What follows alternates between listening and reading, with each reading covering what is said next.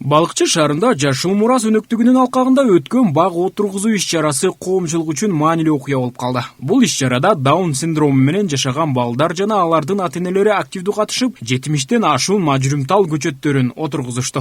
Бул көчөттөр өсүп, чоң бир сейил багына айлануу мүмкүнчүлүгүнө ээ. Синдром Даундагы балдарыбыздын ата-энелери менен чогуу балыкчыдагы башкармалыктын кызматкерлери менен биргеликте жашылдандыруу иштерин кылдык. Бул жерге бир далай көчөттөр отурду да.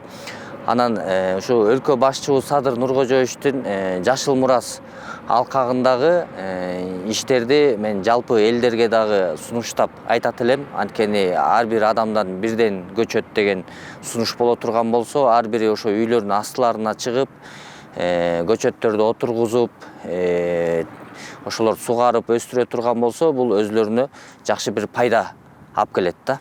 Иш-чаранын өзөгүн ак карагай же ясен дарагы түзөт. Бул дарак түрү ден соолукка пайдалуу болуп, өзүнүн экосистемасындагы мааниси чексиз. Бактар, токойлор жаратылышка, адамдарга жана экологияга зор пайда алып келет. Алар абаны тазалоо, климатты жөнгө салуу жана биологиялык ар түрдүүлүктү сактоо боюнча маанилүү ролду аткарат. Көчөттү тийип койгон бул жарымыш экен. Муну жакшылап караш керек деп.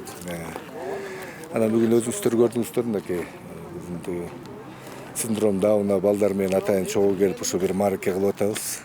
Бул көчөт отургузуп ошол нерсени буюрса баарын ошо ден соолукка алып, ушу багыбыз да жакшы өсүп кетет деген чоң үмүттөбүз. Менин кызым синдром Даун боюнча группабыз бар ушул жерде. Ошол группаны дагы балдар Даун менен ооруган балдар ата-энелер менен чогуу келип, ушул жерге жакшынакай жашылдандыруу иш-чарасына катыштык.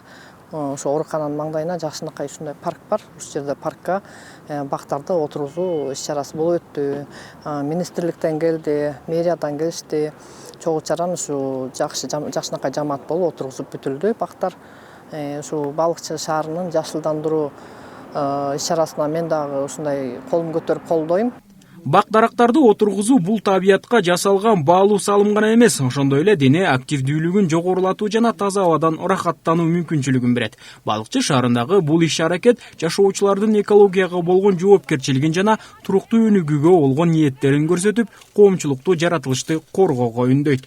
Талгат Токтомушев, Сталбек Саманчиев, Ысык көл жаңылыктары.